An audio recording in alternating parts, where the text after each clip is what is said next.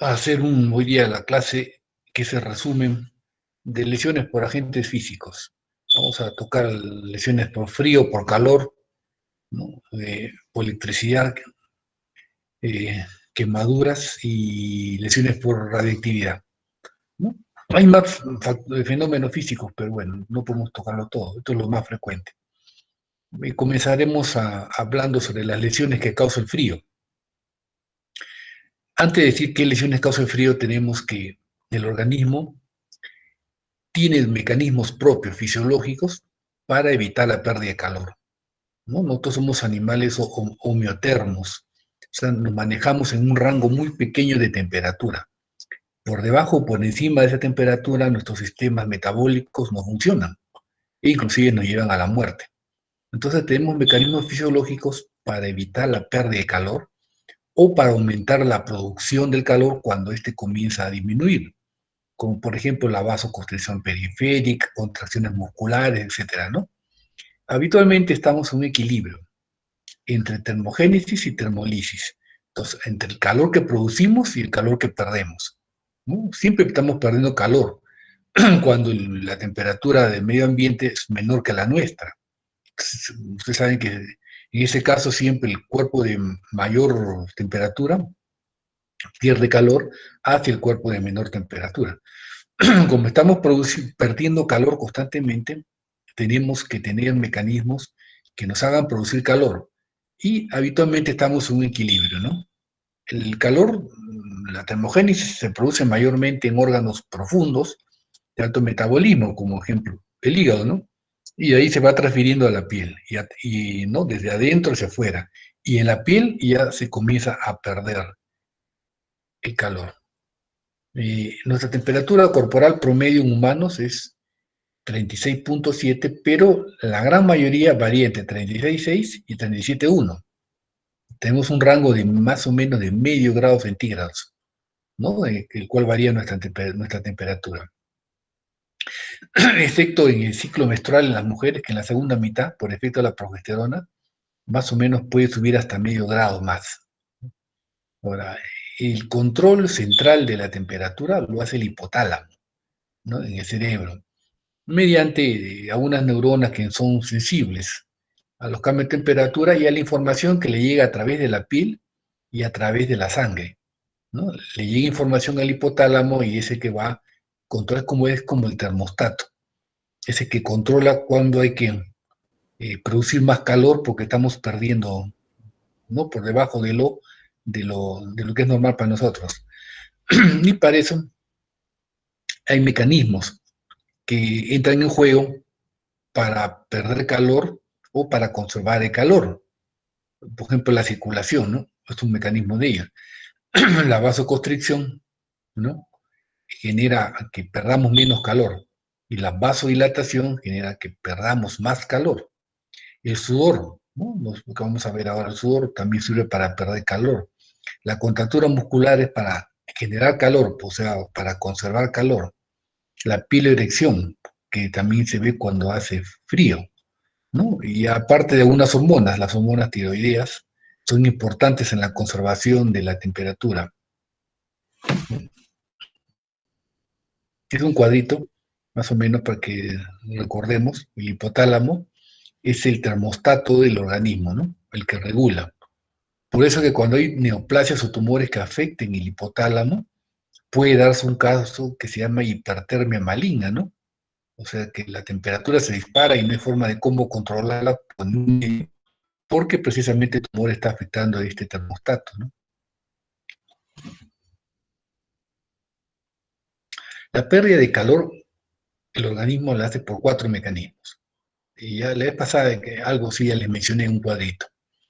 La mayor parte se pierde por radiación, ¿no? O sea, por la diferencia entre nuestro cuerpo que es más caliente y el medio ambiente, ¿no? Entonces a través de radiación infrarroja perdemos la mayor parte de calor corporal, excepto en las zonas enfrentadas entre sí, por ejemplo en las axilas o en los muslos, ahí no porque una zona está, digamos, tocando con la otra.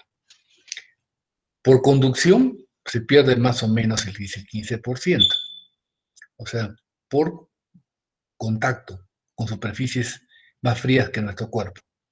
Por convección perdemos menos, es la diferencia. Vamos a ver que se pierde poco, que es debido al movimiento del aire cercano, ¿no?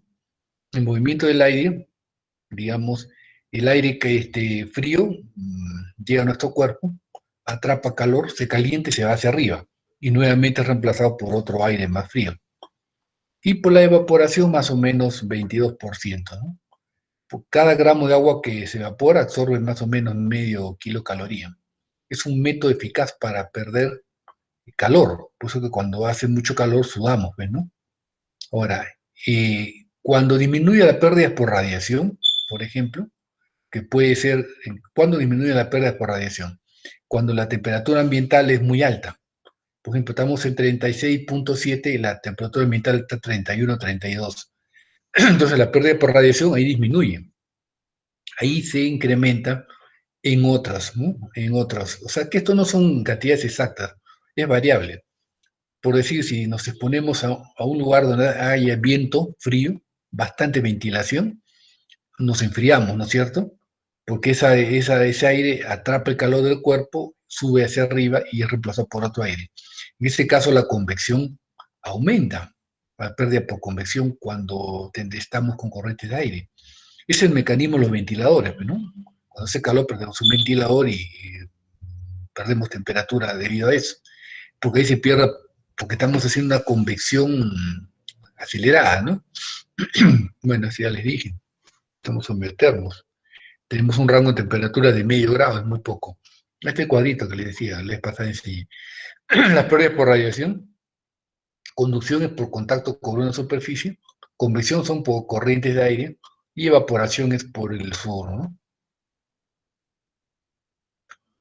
Ahora, la hipotermia, o sea, la lesión por frío se llama hipotermia. ¿Cuándo decimos que estamos en hipotermia? Cuando la temperatura corporal está por debajo de los 35 grados centígrados, ¿no? Ahí decimos que hemos entrado en hipotermia. Y esta hipotermia puede ser leve, ¿no? O puede ser severa. En la hipotermia leve va de 35 a 32 grados, ¿no? De temperatura corporal. Aquí vamos a tener, el cuerpo tiene vasoconstricción, temblores musculares, aumenta la diuresis, así como la frecuencia cardíaca, la presión arterial, la frecuencia respiratoria, ¿no? Aumentan tratando de compensar en algo, ¿no? Y funciona para que nuestro organismo pueda seguir funcionando. Hipotermia severa es por debajo de 32 grados centígrados de temperatura corporal. Y esta hipotermia severa va a variar. Puede ser aguda, cuando es un periodo corto, subaguda, ¿no? Es intermedio, y crónica es cuando gradualmente vamos poquito a poquito llegando a esa pérdida de temperatura. ¿Quiénes están en más riesgo de llegar a hipotermia? Los ancianos, los niños, los que tienen enfermedades crónicas, las personas desnutridas, agotadas, las personas débiles. Ustedes verán que los pacientes por el hospital, por ejemplo, que están enfermos, se quejan de que tienen más frío, ¿no? Hay que ponerle más frazadas, calentadores, ¿no? Especialmente por el mismo estado de enfermedad, les hacen más sensibles a la hipotermia. ¿Y qué cosa pasa en el organismo cuando estamos en hipotermia? Tenemos varias cosas, por ejemplo, miren, hay infiltración grasa, ¿no? O sea, de tejido adiposo en el miocardio, en los túbulos renales, en las suprarrenales, en el hígado, y puede producirse infartos múltiples en diferentes órganos, ¿no? Como consecuencia de la hipotermia. Y lo que es más importante, que el flujo cerebral va a disminuir. Por cada grado centígrado que baja nuestra temperatura, el flujo a nuestro cerebro disminuye un 6%. O sea, si estamos con 32 grados, y hemos perdido más de casi 5, ¿no? 5 por 6 son 30. Sería 30% menos flujo cerebral, para que saquen la cuenta, ¿no? Entonces, las funciones mentales se van deteriorando con la hipotermia. Por eso que la persona que muere con frío casi ni se da cuenta, ¿no? Porque la disminución de flujo cerebral hace que vaya entrando en un estado de coma gradual, ¿no? Por ejemplo, mira, acá les he puesto 32 grados, hay dificultad de razonamiento. La persona ya no razona bien. 30 grados, ya no hay reflejos. la pupila está en midriasis, ¿no? Esto es como una lesión cerebral severa, ¿no? A los 26 grados de temperatura corporal se llega al estado de coma. Y ya a los 20 grados y el electro en el encefalograma es plano. No hay función, actividad cerebral. Pero todavía podrían ser reversibles los cambios. Debajo de 20 grados ya viene la muerte. Hay asistolia, o sea, corazón late irregularmente, hay fibrilación ventricular y muerte, ¿no? En estas etapas todavía puede haber una opción que podamos devolverle calor al cuerpo con medios externos, evidentemente, ¿no? Para revertir los cambios por el frío, ¿no? Si dejamos que se enfríe mucho el paciente, ya la persona ya es bastante difícil, ¿no? Aparte de las lesiones por frío, tenemos el congelamiento, que también es una lesión por fría, pero ya es por frío extremo, ¿no? El congelamiento es la lesión de la piel y los tejidos por frío extremo, por temperaturas cercanas a los 0 grados centígrados, ¿no? Es como estar dentro del freezer, ¿no? Pero el freezer más o menos está por ahí, ¿no? En este caso, los vasos sanguíneos se van a estrechar como una vasoconstricción refleja, para tratar de conservar la temperatura del cuerpo, ¿no? Y esto hace que al tener vasoconstricción severa, el flujo sanguíneo a los órganos se va a reducir y los tejidos van a entrar en isquemia. Y esto se nota primero en aquellos tejidos que tienen circulación terminal. Por eso que lo primero que se congela son las manos, los pies, lóbulo de las orejas, que son lugares que tienen circulación terminal. Son los primeros que presentan isquemia severa, ¿no? La temperatura tisular debajo de 2 grados produce cristales, o sea, a nivel celular estamos hablando, ¿ya? Por debajo de 2 grados va a producir cristales intra y extracelulares, va a desnaturalizar las proteínas, ¿no? Por eso que ya no funciona casi ningún sistema metabólico. Destruye las membranas celulares, causa hiperviscosidad de plasma y como consecuencia va a haber trombosis, isquemia y necrosis. Inicialmente ya le dije de los órganos que tienen, de la parte del cuerpo que tienen circulación terminal, que son estas, pero posteriormente se extiende la necrosis hasta llegar a la muerte de la persona. Esta es una imagen, manos por congelación. Parecen quemaduras, ¿no es cierto? Se da la impresión todas rojas, hematosas y hasta con ampollas, ¿no? Es que por la misma isquemia se produce un fenómeno de necrosis de las extremidades, ¿no? Las personas que se congelan habitualmente, cuando salvan la vida, terminan perdiendo a veces dedos de las manos o de los pies, ¿no? Que son los que más frecuentemente tienen isquemia y pueden necrosarse. Lo contrario a las lesiones por frío, a la hipotermia y la hipertermia. ¿Qué es la hipertermia? Es cuando un organismo homeotermo como nosotros, que tenemos un rango de temperatura muy estrecho, no puede disipar más calor del que genera o absorbe. Entonces, genera mucho calor o absorbe mucho calor, pero no puede disiparlo, ¿no? O sea, se queda en el cuerpo. ¿Y por qué sucede? Porque tenemos mecanismos cómo disipar el calor, ¿no? Estamos en un lugar, en un ambiente donde hay mucha gente, hace calor, tenemos mecanismos cómo disipar el calor. Pero a veces cuando esto falla, ya no podemos disipar el calor, entramos en hipertermia.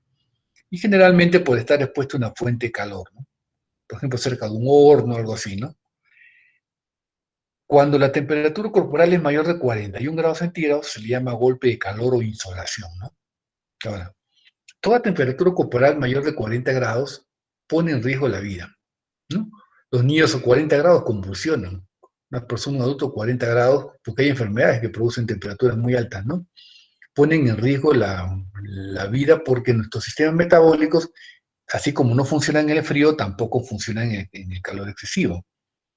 A 41 grados ya comienza la muerte cerebral y a 44 grados la muerte es prácticamente segura, ¿no? O sea, ustedes verán que 20 grados para abajo también el riesgo es muerte por frío, 44 grados para arriba también muerte, ¿no? Cuando tenemos un rango bastante estrecho dentro de lo que es los seres vivientes. Hay animales que tienen rangos mucho más amplios que el nuestro. Bueno, esto ya les dije, ¿no? El control de de la temperatura, ese es el hipotálamo. Para hay grados de lesiones, ¿no? Por ejemplo, el grado 1 le llamamos calambre por calor. Cuando comienza a subir la temperatura y a veces no podemos controlarlo, vamos a presentar calambres y espasmos en los músculos, ¿no? Entonces siente que ahí está contrayendo, hay calambres en los músculos. Si sigue subiendo la temperatura, vamos a tener el llamado el golpe de calor, ¿no? Golpe de calor que se caracteriza por la temperatura alta, dolor de cabeza, hipertensión, ansiedad y vómitos, ¿no? A veces, acá es difícil que veamos aquí en la sierra golpe de calor, pero en la costa sí se ve, especialmente en la época de verano. Personas que hacen actividades que generan calor, ¿no? Por ejemplo, trabajan en fundiciones o en fábricas de vidrio, etcétera, o en panaderías. Están trabajando varias horas y con la temperatura bien alta y no se dan cuenta y van entrando a hacer un golpe de calor. En el grado 3 ya aumenta el golpe de calor y hay un chocoedema cerebral, inclusive irritación meningia, ¿no? Se afecta rápidamente el cerebro. Y en el grado 4 ya entramos en el llamado coma calórico. Así como hay un coma por frío, hay un coma calórico. Un coma calórico se da con la hipertermia mayor de 42,5 grados, ¿no? Ahí vamos a tener encefalitis, o sea, irritabilidad ¿no? encefálica, arritmias cardíacas, se altera el EKG y edema pulmonar. Y evidentemente, si no se revierte, eso termina con la muerte de la persona. Hay enfermedades que pueden causar también hipertermia severa. Una de las que se ve más es el paludismo, ¿no? O sea, bueno, acá no sé si habrá en Cajamarca, pero en otro lado donde he visto paludismo, el paciente cuando está en la crisis febril, hacen 41, 41,5 y realmente lo que les afecta es solamente la fiebre. El paciente hasta está nubilado y hasta tiene como alucinaciones por la fiebre, ¿no? Le baja la temperatura y con paciente se siente mejor. Otro fenómeno físico es la electricidad. La electricidad es algo que van a ver. Lo van a ver también las lesiones por electricidad cuando estén de guardia, en todo momento. ¿Por qué? Los accidentes por electricidad son frecuentes, porque en todas las casas, en casi todas las casas, hay electricidad. Y eso produce lo que se llama electrocución cuando nos ponemos en contacto con la corriente eléctrica. La electrocución es un conjunto de fenómenos producidos por el paso de una corriente por el cuerpo humano, ¿no? Entonces, el cuerpo humano no está hecho para soportar esas corrientes que tenemos a nivel doméstico o a nivel industrial, ¿no? El mecanismo de muerte en la electrocución, una persona que se electrocuta es hipotensión arterial, paro cardíaco. Primero es hipotensión, ¿no? Puede ser seguido la hipotensión por hipertensión, aumento de volumen minuto cardíaco, sobrecarga ventricular, o sea, fenómenos de tipo cardiovascular, ¿no? O sea, la electrocución produce, no en todos, pero un buen número de personas afectadas, fenómenos de tipo cardiovascular. La muerte ocurre por inhibición respiratoria, en algunos casos, o sea, se para el centro respiratorio, por lesiones de los centros nerviosos, o por fibrilación ventricular, ¿no? Que es, o sea, la muerte en este caso es por paro respiratorio, por un trastorno cardíaco, o por efectos térmicos, por electricidad también quema, ¿no? Produce calor intenso, o por el efecto contuso, porque la persona que a veces toca cierta electricidad es arrojada y al caer se golpea, ¿no? Puede entonces tener el daño o la muerte por el golpe y no necesariamente por el paso de la corriente. ¿Qué factores intervienen para producir lo que se llama shock eléctrico? ¿No? Hay factores. No todas las personas que tocan la corriente van a tener un shock eléctrico, ¿no? Dependen de varios factores. Primero, dependen de los factores que dependen de la corriente en sí, ¿no? Tenemos el voltaje. Cuando tocamos bajos voltajes, los bajos voltajes comprometen selectivamente el área cardíaca. Se dan compromisos, dan fibrilación, sobrecarga ventricular, todo eso. Ya, eso es, más que todo se ve con los bajos voltajes. Los voltajes altos tienen poder selectivo de paso por sistema nervioso central y tracto respiratorio. O sea, el voltaje alto lo que daría es, actuando en los centros nerviosos, produce paro respiratorio. Y los bajos voltajes, más que todo, comprometen funcionamiento cardíaco. Alto voltaje le decimos que es de más de 1000 voltios. El voltaje doméstico en las casas en promedio son 220, ¿no es cierto?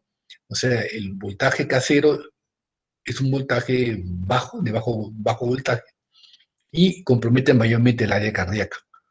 Los altos voltajes se ven, por ejemplo, en estaciones, ¿no? Instalaciones eléctricas con fines industriales, etcétera, donde encontramos altos voltajes. Eso es lo que afectarían el sistema nervioso y el tracto respiratorio y el paro respiratorio. En cuanto al amperaje, solamente toleramos poco amperaje, 0.1 amperios por segundo. Y en cuanto a la dirección de la corriente alterna produce más daño que la continua, ¿no?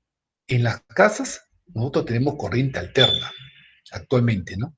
La corriente continua solamente se da actualmente dentro de los equipos, los artefactos eléctricos, pero la que viene en el cableado de las casas es corriente alterna. Pues acá está, sí lo puse el cuadrito.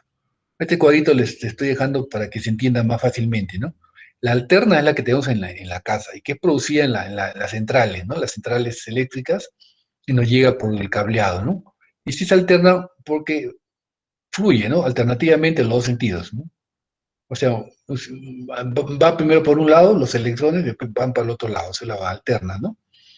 Y que permite generar que la corriente viaje a distancias más largas. Por eso que es la corriente que se utiliza a nivel de las instalaciones, ¿no? De las casas y todo, porque desde las centrales eléctricas nos llega la corriente, esa corriente alterna, ¿no? Ese es el aporte de este famoso inventor de Tesla, porque Edison descubrió, mejor dicho, la corriente continua. Pero la corriente continua, si lo usamos en las casas, tiene un límite, no llega muy lejos.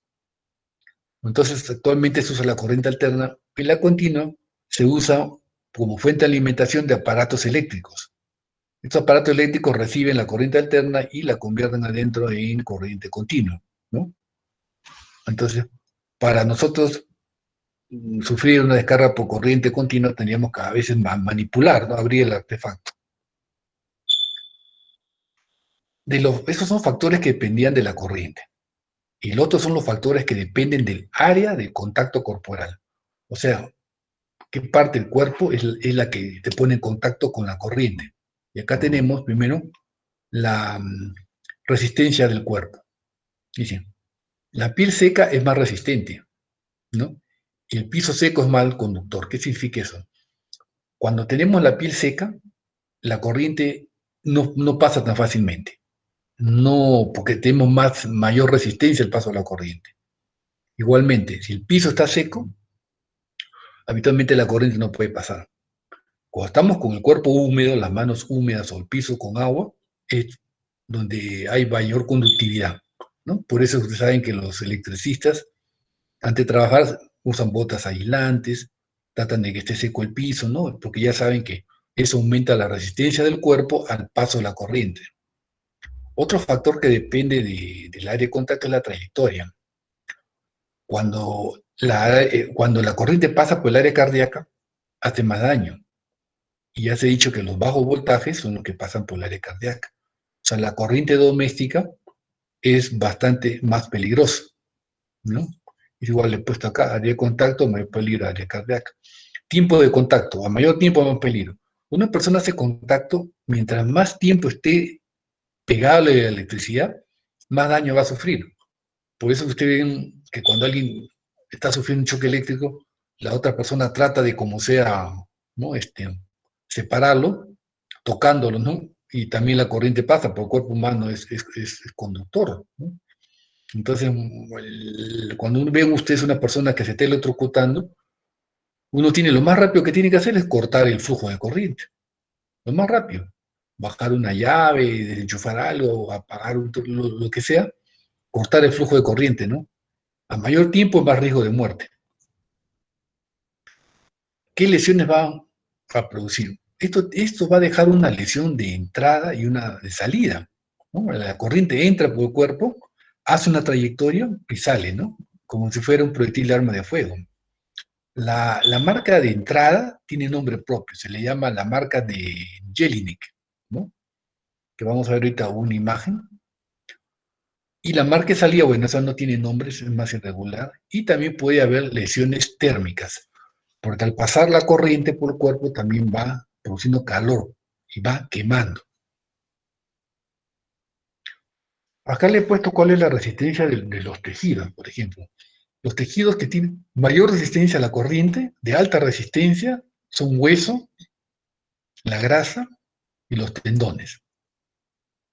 Los que son de resistencia mediana es la piel cuando está seca. Y los que tienen resistencia baja son músculos y vasos sanguíneos, porque tienen más contenido de agua, ¿no? Entonces tienen baja resistencia. En cuanto a la piel, solamente en la piel, mire, cuando la piel está seca, tiene una resistencia de, acá, acá se pasa un cero. No, son 40.000 ohmios. 40.000 ohmios. Pero cuando la piel está mojada, la resistencia cae a 150 ohmios. Ve qué tal diferencia entre el que la piel esté seca y que esté mojada, ¿no? Entonces, es por eso que siempre nos dicen, cuando vas a manipular algún artefacto eléctrico, algo que tenga electricidad, tienes que estar con las manos secas, ¿no? Con el cuerpo seco. Acá está la explicación. ¿Cuáles son los mecanismos por los cuales se produce la elección eléctrica? Varios. Primero, quemaduras de contacto, ¿no? Cuando tocan la electricidad. Puede ser por calentamiento, ¿no? O sea, cuando ¿cómo se llama? Cuando nos acercamos, perdón, el artefacto, el artefacto eléctrico, algunos producen calor, entonces también puede ser por llamarada. Bueno, algunas chispas eléctricas también producen, pues, que arda, ¿no? Lo que está vecino de electricidad. Pues, quemaduras por arco, eso se ve más que todo en algunos aparatos que usan arco eléctrico. Dice ignición y quemadura por flama. Esos son parecidos a estos de llamarada. Puede también ser por trauma contuso, claro. Si es arrojado, la persona es arrojada bruscamente, especialmente cuando son corrientes de alto voltaje. Y también por tetania muscular prolongada. A veces cuando una persona coge, más que todo el cable de los bajos voltajes, se queda prendido. Y eso produce una contractura muscular prolongada tan intensa que produce lesiones, ¿no? Puede necrosar inclusive el músculo, porque la persona se queda con una contractura intensa, ¿no? Sujeta a la fuente de electricidad. Esta es la marca de Jelinek, ¿no? Esto a veces ha tenido una ampolla antes, ¿no? Una ampolla antes que se ha roto. Y deja una superficie denudada, ¿no? Mire, como si fuera una úlcera, ¿no? Eso se llama, pues, es el punto de entrada, que tiene un nombre que es la marca de Jelinek. Ahí, la corriente viaja por el cuerpo y también tiene una salida. La salida, pues no tiene nombre propio, pero habitualmente es una zona así, grande, irregular, con necrosis, ¿no? Por ejemplo, acá ha entrado por un lado, de repente por la mano, qué sé yo, ha viajado por el cuerpo y salió por el pie. En su paso por todo eso va produciendo calor y va destruyendo y lesionando órganos, ¿no? Por eso que muchas de estas quemaduras pueden terminar con la muerte de la persona. Es una contractura intensa de alguien que se quedó sujetando un cable eléctrico, ¿no? Por un buen tiempo. Entonces ha producido una contractura severa con necrosis, ¿no? Se ha necrosado toda la extremidad. O sea, la electricidad es muy útil, no podemos vivir sin electricidad, pero también es bastante peligrosa. Y van a encontrar ustedes que cuando hagan guardias no faltan a veces personas que llegan por accidentes, ¿no? Por electrocución. O puede ser que también fallezcan y les pidan que hagan un examen de la persona que ha fallecido, ¿no? Esta es otra lesión, mire bien. Son lesiones severas, grandes, con unas queman todos los tejidos. Si usted sigue en el trayecto por donde ha pasado, va a ir, ahí sí, ha ido quemando los tejidos, ¿no? Otra acción de la electricidad es lo que llamamos la fulguración. ¿Qué es la fulguración? Porque ya hemos hablado de la electricidad doméstica, ¿no es cierto? O puede ser electricidad, bueno, industrial, que es de mayor voltaje. Pero tenemos la fulguración, que es la acción del rayo sobre el cuerpo de hombres y animales. Y esa es electricidad también, pues, pero tiene su nombre propio, se llama fulguración. Se dice que cada segundo la Tierra recibe más o menos 100.000 rayos, pero la gran mayoría impactan en diferentes lugares y no en las personas, ¿no? A pesar de todo, recibimos una gran cantidad de rayos, ¿no? El riesgo que una persona tenga de sufrir un impacto de un rayo es muy bajo, ¿no? O sea, si uno vive en la ciudad, todo, en el campo aumenta el riesgo. ¿No? Es bastante mala suerte que a una persona le caiga un rayo, ¿no? Más o menos un tercio de los rayos son mortales, ¿no? Y los que sobreviven, la gran mayoría presentan secuelas neurológicas, porque vamos a ver la gran magnitud de la descarga que recibimos, ¿no? El signo patonimónico de la muerte por fulguración, o sea, por rayo, es la figura de Lichtenberg, que vamos a ver ahora. La figura de Lichtenberg que aparece en la piel, más o menos aparece una hora después del impacto y desaparece a las 24 horas, ¿no? Pero no todas las personas que reciben una descarga por fulguración van a tener la figura de Lichtenberg, solamente un tercio de individuos, ¿no? De los que fallecen por fulguración. El rayo tiene más o menos 500.000 voltios y 10.000 amperios, ¿no? 10.000 a 50.000, o sea, varía, 10.000 a 50.000 amperios. Si usted sabe que el ser humano solamente resiste 0,1 amperio por segundo, ya se imagina pues un rayo es miles de veces más de lo que podemos soportar. Y 500.000 voltios, 500.000, ¿no? Si la corriente doméstica es 220, entonces el voltaje de rayo y su amperaje es increíblemente alto, ¿no? La etiología de rayo es accidente, ¿ves? ¿No? No puede ser homicidio ni puede ser suicidio, ¿no? Lo único que queda es ser accidente. Entonces, ¿qué producen? Quemaduras, terribles quemaduras, ¿no? Traumatismos severos, pacientes arrojados, a gran distancia, y heridas internas, ¿no? Bueno, la mayoría muere, bueno, un tercio muere, los que les caen, y los que sobreviven quedan con heridas muy, muy, muy, muy severas, ¿no? Pero hay un raro, acá probablemente en la ciudad no van a haber accidentes por fulguración. Probablemente en el campo sí, ¿no? En la época de lluvias, cuando viene la temporada de lluvias, también hay tormentas eléctricas, ¿no? Entonces, pero sí, no es algo frecuente, pero sí tenemos que tener conocimiento, ¿no? Esta es la figura de Lichtenberg, ¿no? Que se produce por la fulguración, ¿no? Alguien que le ha caído un rayo, ¿no? ¿No? Es increíble, ¿no? Es otra imagen, ¿no? Da la impresión que fuera un rayo. Otra cosa que tiene que ver con el calor, ya no por electricidad, son las quemaduras. Estos sí van a ver frecuentemente, ¿no? Las quemaduras son los traumatismos en los tejidos vivos por temperaturas mayores a la tolerada por el cuerpo humano. El cuerpo humano puede tolerar temperaturas hasta cierto grado, ¿no? Ustedes, por ejemplo, el agua caliente. ¿Hasta cuánto toleran el agua caliente? Normalmente toleramos 45 grados, ¿no? 50 grados. Cuando pasa ya más de eso, ya no podemos tolerar el agua es caliente, ¿no? El agua que está en las pozas termales de los baños del Inca, por ejemplo, está en ebullición muchas veces, a ciertas horas, ¿no? Ustedes ven que cómo se evapora y que están más de 100 grados, ¿no? Entonces no podemos soportar esas temperaturas porque van a producir lesión en nuestros tejidos. Eso se llaman quemaduras térmicas. Ahora, las quemaduras se van a clasificar por grados de intensidad. ¿Qué tan intensas son? Hay quemaduras de primer grado, de segundo grado, de tercer grado y la de cuarto grado, que es la carbonización ya, ¿no? Las quemaduras de primer grado, que son las más frecuentes, son la formación de ampollas con itema, son enrojecimiento y dolor intenso, y son de localización intradérmica, ¿no? O sea, son bastante superficiales las de primer grado.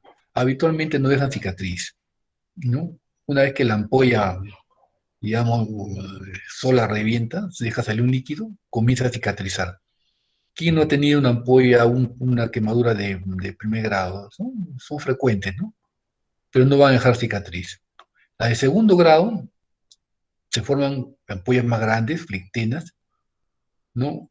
Y con equimosis, en la dermis y eritema, dice, ¿no? Eso vamos a ver una imagen ahora. Pero ustedes cómo la ven? Lo ven como vesículas que levantan la epidermis hasta la capa basal, ¿no? Son ampollas grandes que contienen un líquido amarillo. Eso es en el vivo. En el cadáver no se forman las ampollas. O sea, si ustedes un cadáver le echan agua caliente, por ejemplo, no se forman se forman placas apergaminadas, pues no se forman las flectenas ni las ampollas por el agua caliente. Placas apergaminadas, vascularizadas, rojo castaño, ¿no? En la histología, el de la segundo grado, vamos a ver que ya hay lesiones necróticas en las capas basales de la epidermis, ¿no? Se quema hasta en la capa basal. Hay filamentos de fibrina, télulas tumefactas, trombosis en los vasos. La de segundo grado también cicatrizan espontáneamente, ¿no? Porque si se quema la capa basal, ¿de dónde regenera la piel? Del epitelio que está en los anexos de la piel, ¿no? A partir de ahí hay crecimiento y se regenera nuevamente, ¿no? Esta es la de segundo grado. La de tercer grado, esas sí son más severas, ¿no? Ahí se fueron unas escaras, que vamos a ver en la imagen, unas escaras a veces blanquecinas con destrucción de la piel, porque se ha destruido la piel por necrosis de coagulación. Esas escaras castaño, gris amarillento, ¿no?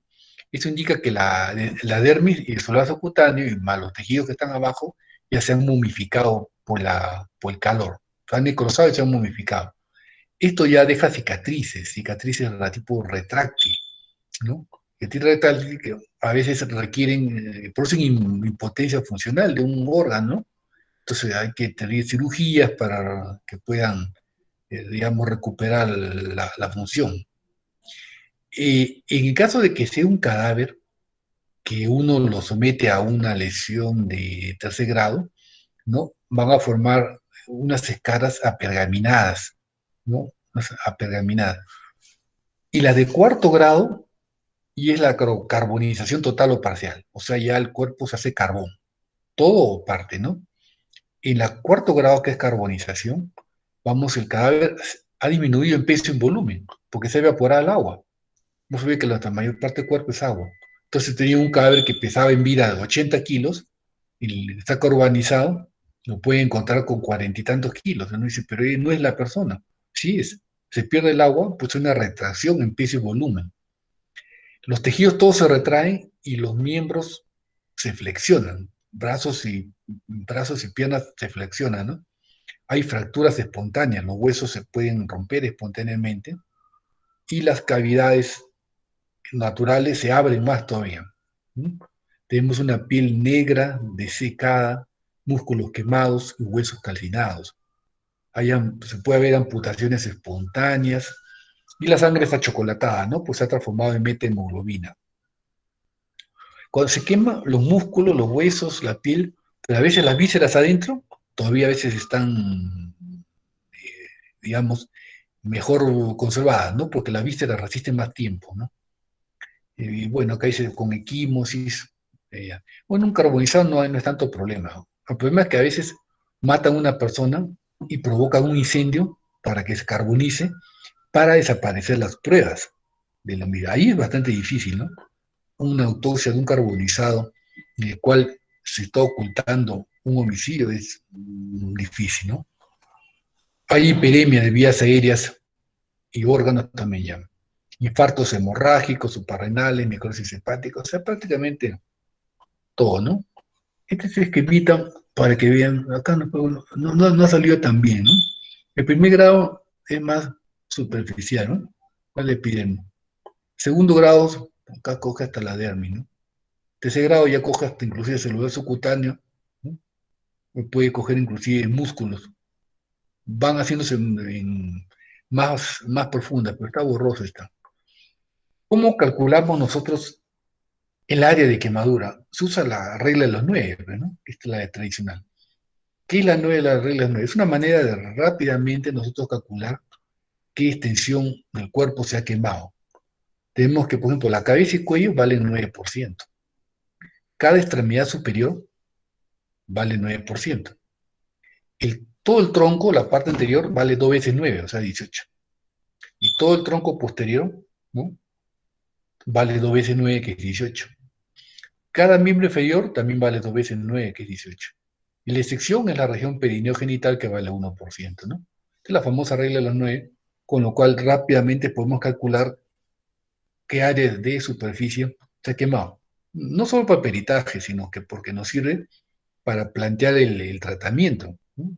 Ya cuando lleven en el curso, ¿no? Y toquen quemados, van a ver que el manejo del quemado tiene que ver mucho con la profundidad de la quemadura y con la extensión de la quemadura. Eh, los agentes causales de la quemadura son varios. Primero, el fuego directo. Nos podemos quemar directamente si nos exponemos a la llama, ¿no? Al fuego. Puede ser que el agente causal sea un cuerpo caliente. Nos ponemos en contacto, por ejemplo, con una plancha caliente. Tenemos una quemadura. Habitualmente la quemadura, o sea, la lesión, va a tener la forma de la superficie que hemos contactado, ¿no? Si alguien se quemó con un cigarrillo, la lesión va a tener un círculo redondito que es la forma de la superficie del cigarrillo cuando está caliente. Nos podemos quemar con líquidos, ¿no? Sí, pues agua caliente es lo más frecuente. Y también nos podemos quemar por gases, especialmente se ven los incendios. Los gases calientes son peligrosos porque queman las vías aéreas, la faringe, el esófago. Que inhalamos aire a gran temperatura y queman las vías aéreas. Esos pacientes tienen mal pronóstico. Eso se ve en los supervivientes de los incendios, de los grandes incendios, ¿no? Entonces, esos gases que han absorbido calientes han necrosado el epitelio en las vías aéreas. Entonces, tienen mal pronóstico. La persona que tiene grandes quemaduras, en realidad su pronóstico es muy malo, ¿no?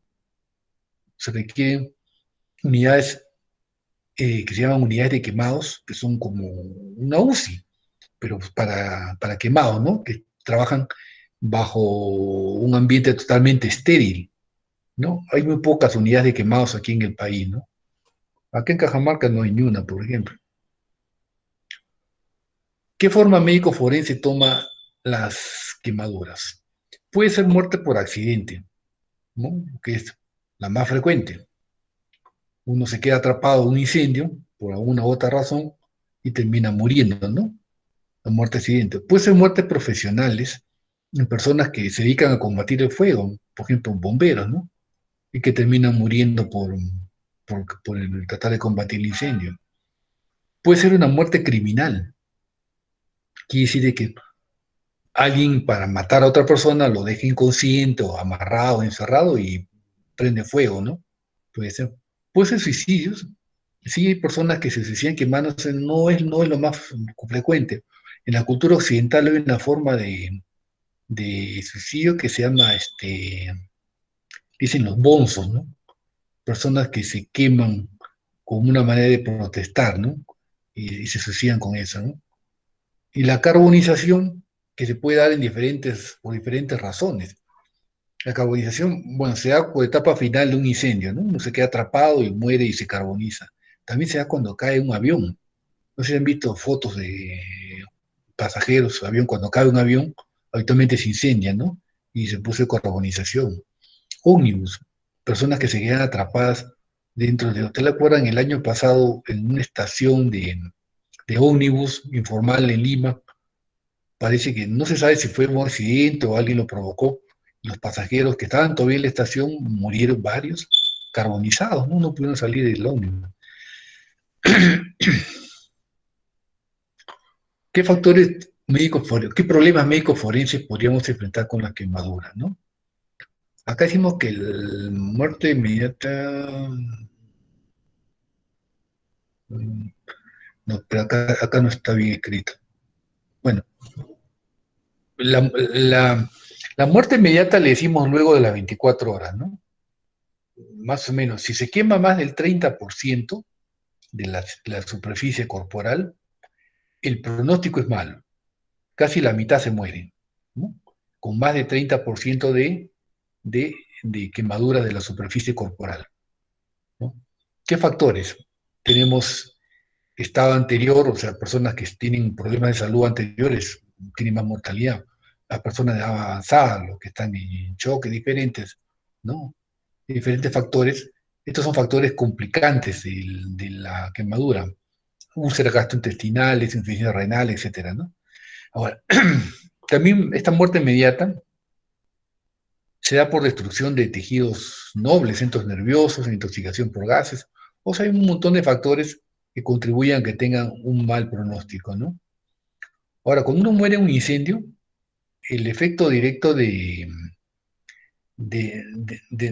las llamas va a producir embolia grasa, ¿no? Hematoma epidural, fractura explosiva del cráneo. Estas son cosas que podemos encontrar en la persona que ha muerto en el mismo incendio, ¿no? O sea, muerte en ese momento, no es muerte inmediata, sino muerte inmediata. Le encontramos que ha muerto ahí en el mismo incendio, eso es en las primeras 24 horas, ¿no? Vamos a encontrar esto, ¿no? Las embolias grasas, fractura explosiva de cráneo, pseudohematoma, asfixia por monóxido. En realidad, determinar que una persona ha muerto por un incendio no es difícil. El problema es cuando es un homicidio en el cual se ha producido el incendio para encubrir el homicidio, ¿no? Por ejemplo, una persona carbonizada, ¿cómo le veríamos si lo han matado por arma de fuego? ¿Cómo veríamos el orificio de entrada y salida? A veces no es fácil. Cuando hay sospecha por la investigación policial, ya tiene que hacerse un peritaje especial por gente que tenga bastante experiencia en eso, ¿no? Ahora, en los casos que hay muerte por carbonización, es como le digo, ¿no? Entonces vamos a encontrar que la hemoglobina está formada en carboxi hemoglobina, ¿no? Y eso se ve en la punción cardíaca. Vamos a encontrar que los miembros están semiflexionados, ¿no?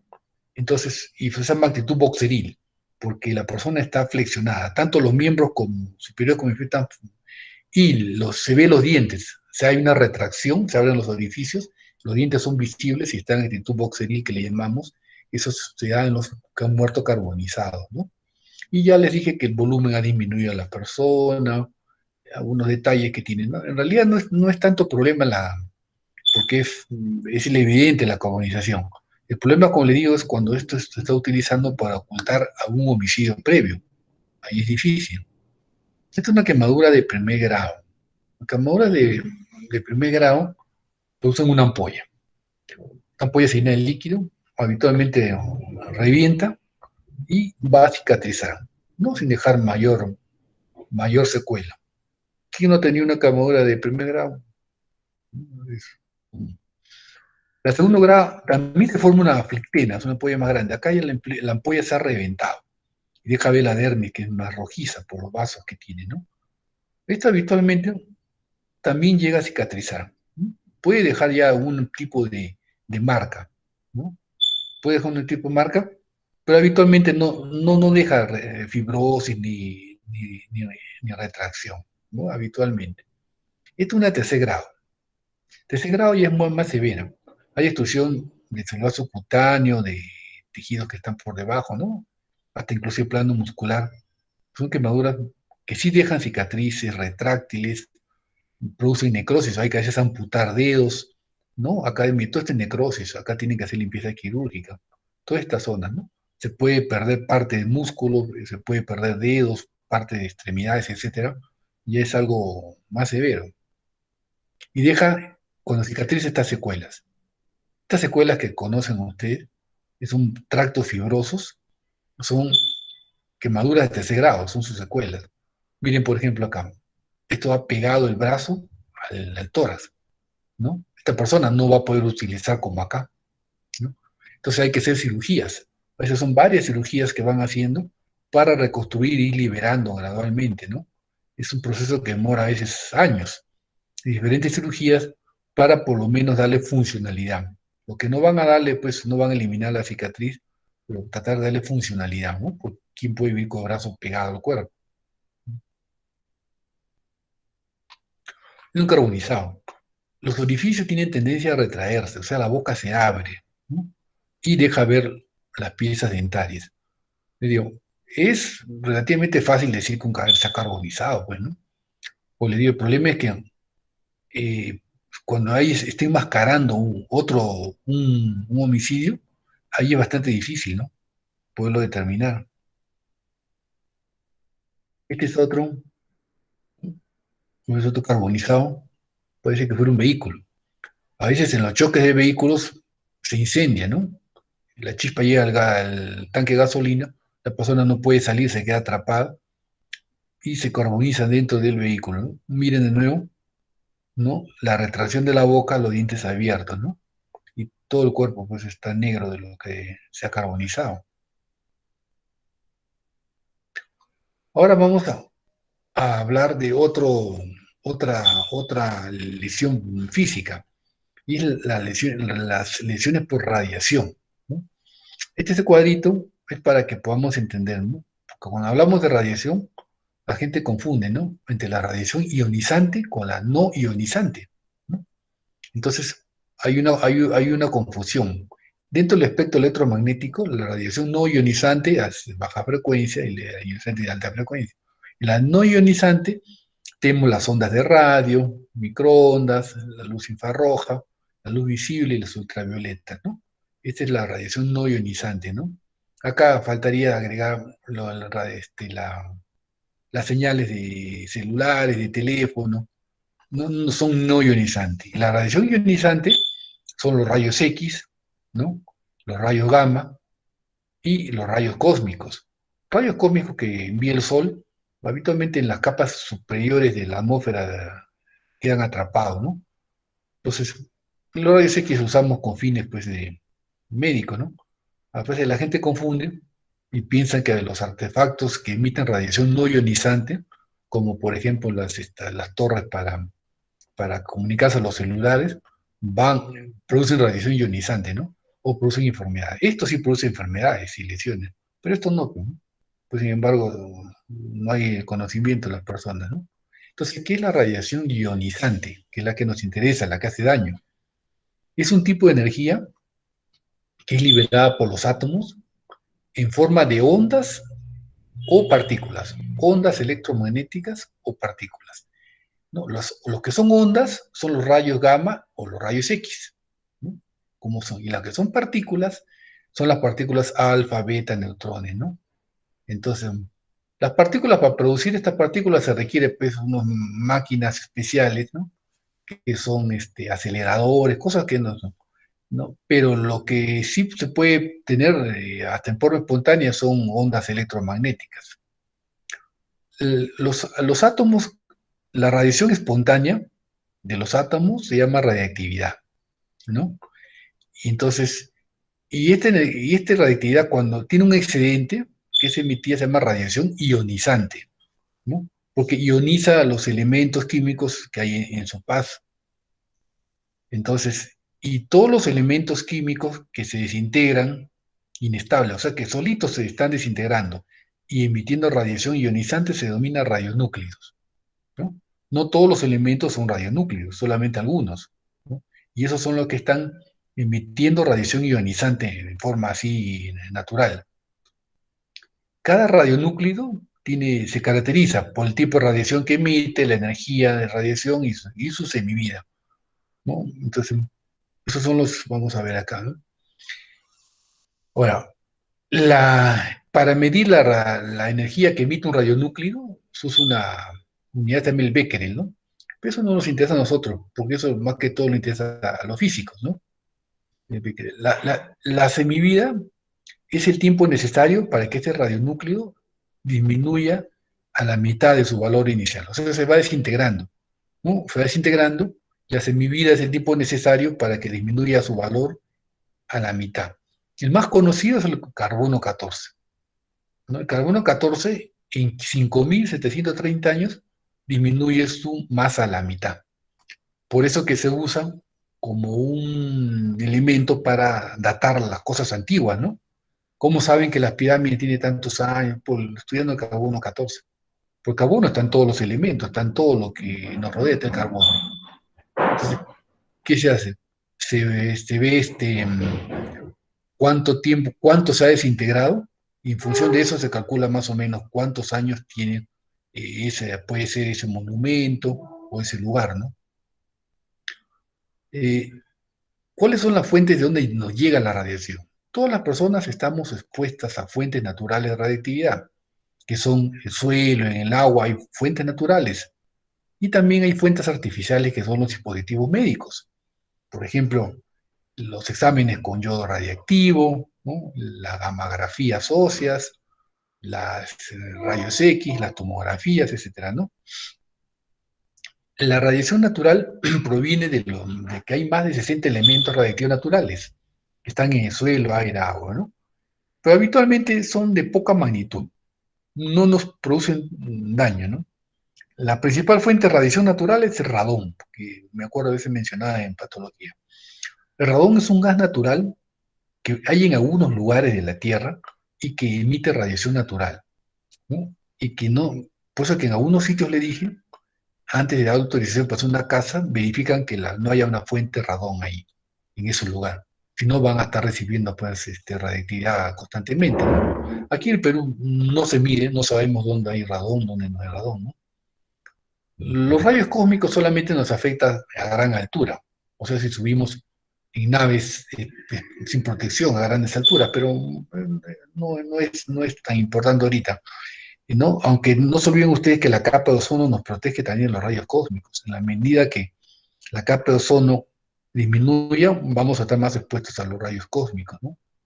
Y es una fuente importante. Uno de los principales problemas para colonizar Marte o la Luna es que como no tienen atmósfera, reciben gran cantidad de rayos cósmicos, que es radiactividad, y terminaría matando a las personas que viven en la superficie. Eh, la exposición a un elemento radiactivo puede ser interna o externa. Es interna cuando el radionúclido, o sea, el elemento radiactivo, ingresa al cuerpo, por alguna vía, ingresa al cuerpo, ¿no? Y es externa cuando el material radiactivo, o sea, el radionúclido, se deposita externamente a nuestro cuerpo, por ejemplo, en la piel o en la ropa, etcétera, o cuando uno está expuesto a fuentes de radiación. Uno trabaja o vive cerca de fuentes de radiación. Por ejemplo, las personas que trabajan en los servicios rayos X, ¿no? Están expuestos a una fuente de radiación por su trabajo todos los días. Esa es radiación externa, ¿no?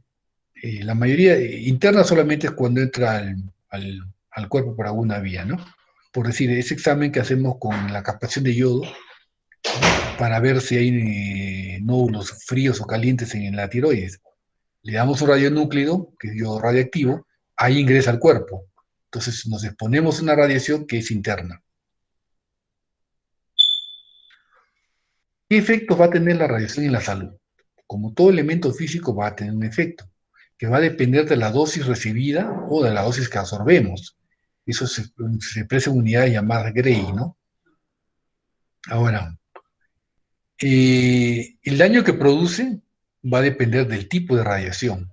No todas las radiaciones son, unas hacen más daño que otras. Y también de la sensibilidad de los diferentes órganos o tejidos. Hay órganos que son más sensibles, por ejemplo, la médula ósea es muy sensible a la radiactividad. La tiroides también es muy sensible a la radiactividad, ¿no? La radiactividad, cuando llega a nuestro cuerpo, puede producir efectos agudos. Por ejemplo, se puede producir enrojecimiento de la piel, caída del cabello. Por eso que las personas que están con cáncer y le dan como tratamiento radioterapia, se les cae el cabello, pues, ¿no? Cae el cabello.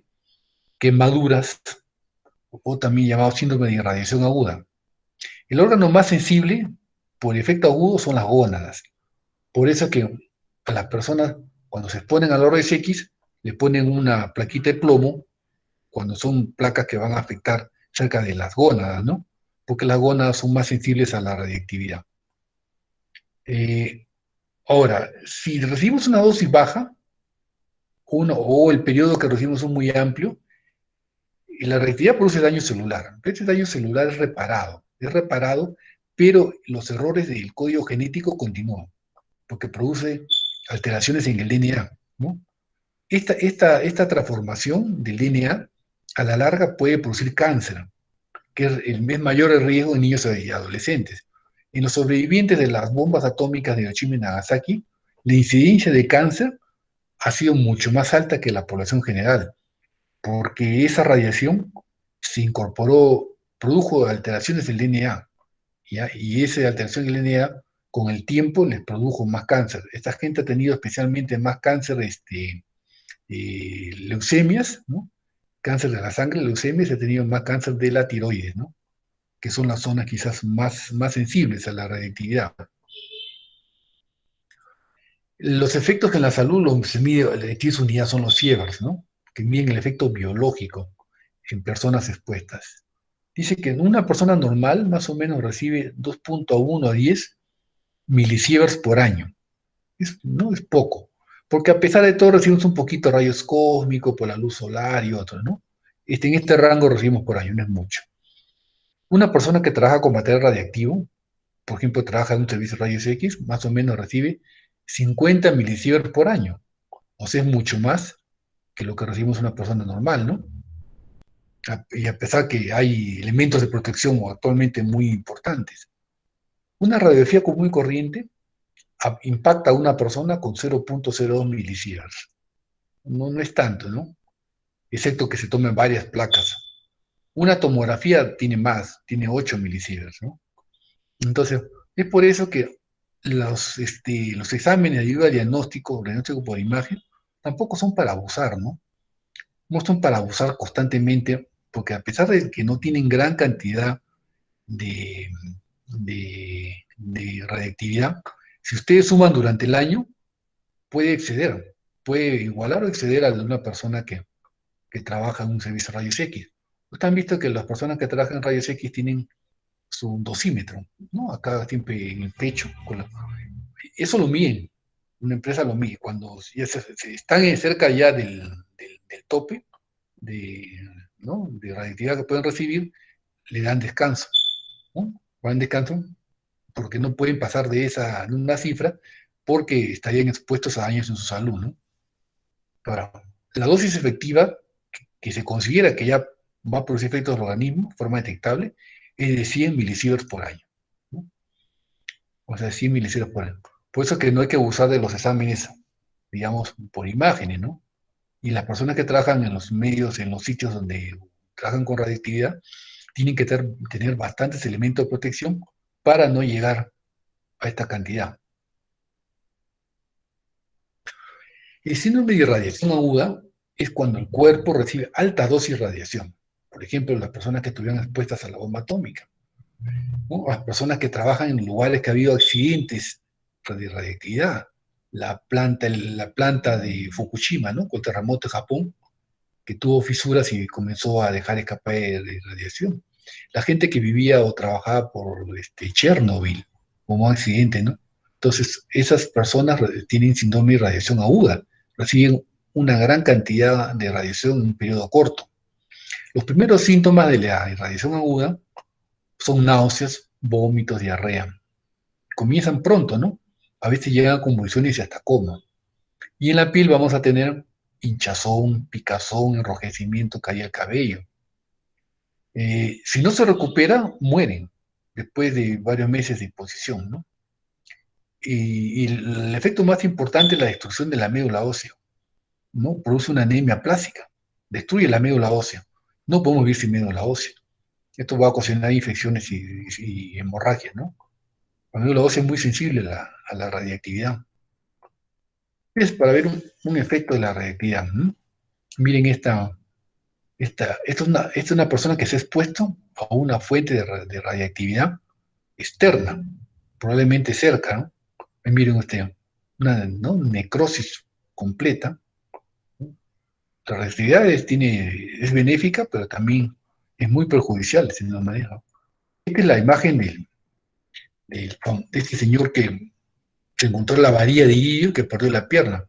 Hace más o menos, eso habrá sido un buen tiempo, y habrá sido, ¿cuándo? Siquiera hace 20 años. ¿No?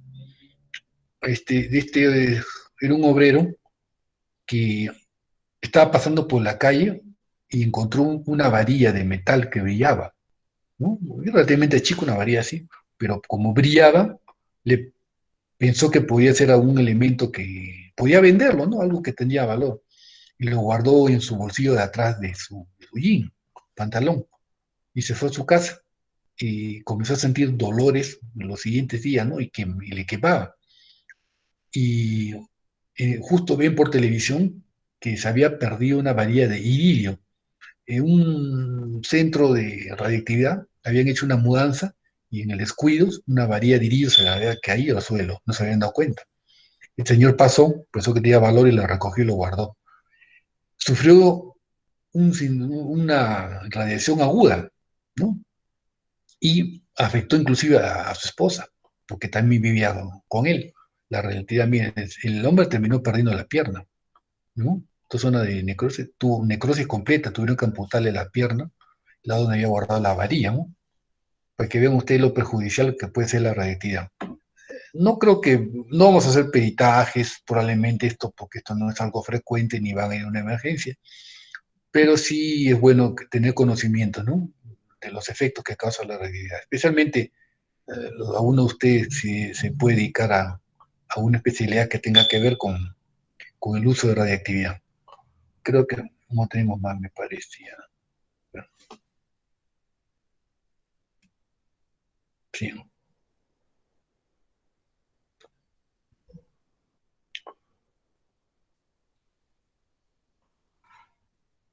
¿Hay alguna, ¿Hay alguna duda, alguna pregunta sobre esta clase? ¿No? ¿Todo está en claro? Es un tema bien amplio, pues hay bastantes cosas, ¿no? No se puede tocar todo realmente en una clase, imposible. Quería decirles también que me preguntaba, Zaira me preguntó, el del grupo B3, el doctor Alindor ya me envió ya sus notas y ya les he subido, ya le dice que a ellos les ha calificado el doctor Alindor, ¿no? Y yo lo que he hecho es Ya, subir las doctor. notas que él me ha dado, nada más, ¿no? Cualquier reclamo ya directamente a él nomás, ¿no?